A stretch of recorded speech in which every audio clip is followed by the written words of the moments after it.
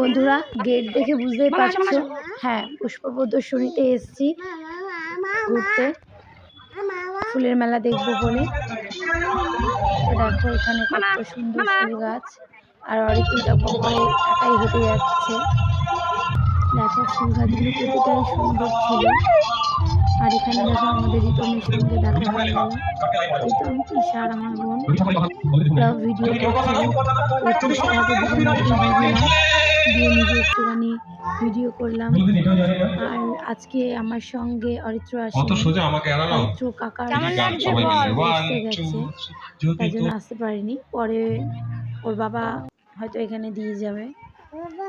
তো দেখো এখানে ফুল গাছগুলো কত সুন্দর, এগুলো হচ্ছে বাহারি গাছ।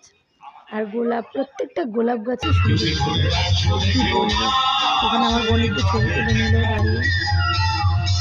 আর অরিত্রী আর আমাদের ছবি তোলা খুবই কষ্টকর হয়েছিল, বিশেষ করে অরিত্রী ফটো তো তুলতেই চাইছিল না। তো তোমরা কারা কারা চলে এসছো চাকদা পুষ্প প্রদর্শনীতে ঘুরতে, আর কারা কারা যাওনি অবশ্যই কমেন্ট করো। আমি তো গেছিলাম, তো কাকুর চেনা ছিল আগে, কাকুর দোকান থেকে একটা ভাপা পিঠে নিয়ে নিলাম, বোন খাবে। তো দেখো এখন রিতম আবার অরিত্রীকে কোলে নিয়েছে, টুলের মধ্যে বসানো।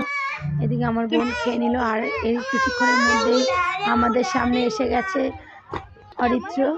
দুষ্টুমি শুরু হয়ে গেছে, অরিত্রর স্কুলের অনেক বন্ধুদের সঙ্গে দেখা হয়েছে। এদিকে চলে আসলাম খেলার দিকে। এটা প্রত্যেকটা বন্ধু দিয়ে বেলুন ফাটাবে। এর এদিক দিয়ে অরিত্রী প্লেনে উঠে গেল, আর ওদিক দিয়ে দুজনাকে এখন মিকি মাউসে ওঠানো হবে। অরিত্রী কত খুশি, টিকিটটা কেটে নেওয়া হচ্ছে। তাহলে 3টা কাটবে, ওটা একটা, এখন দুটো।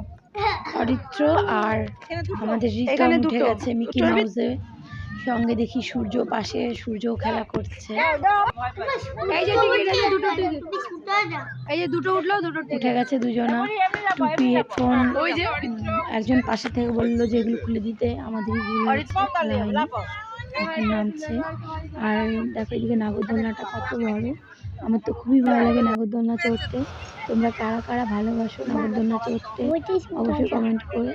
আর এদিকে দেখো অরিত্রী দুষ্টুমি, এই গাড়িতে উঠে শেষ হয়ে গেছে গাড়ি চড়া, এখন পুতুল কিনে নিল। আর মেলায় প্রচুর দোকান বসেছিল, আর এখানে দামও ছিল, মানে দাম তো কমাচ্ছিলই না, পুতুলগুলো এক একটা 150 টাকা করে নিল। আর এদিকে দেখো বাঁকুড়ার চপ, আমার বোনের জন্য একটা বাঁকুড়ার চপ নেওয়া হলো ঈশার জন্য, আর ওইদিকে রোল অর্ডার করা হলো। আর এদিকে একটুখানি নিয়ে নিলাম বাদামের চপ। বোনের তো একদম ভালো লাগেনি, সেলফি স্ট্যান্ড দেখে অরিত্রী এখন সেলফি স্ট্যান্ডে উঠবে বলে চেঁচাচ্ছিল, কিন্তু ওঠানো হয়নি, কারণ ও জাম্পিংয়েও উঠেছিল, বাট জাম্পিংয়ে ও চড়েনি, ও শুধু দুষ্টুমি করে, ওঠে আর কিছু চড়ে না। এখানে দেখো অরিত্র এবার বেলুনগুলো ফাটিয়ে দিচ্ছে এক এক করে, আর তারপরে রিতমও ফাটাবে। কিন্তু অরিত্রর এখানে যেটা ভুল হয়েছে, প্রাইজ দেবে বলেছিল, প্রাইজটা আর আমাদের আনা হয়নি। এবার রিতমের মাও এরপরে ফাটিয়ে নেবে।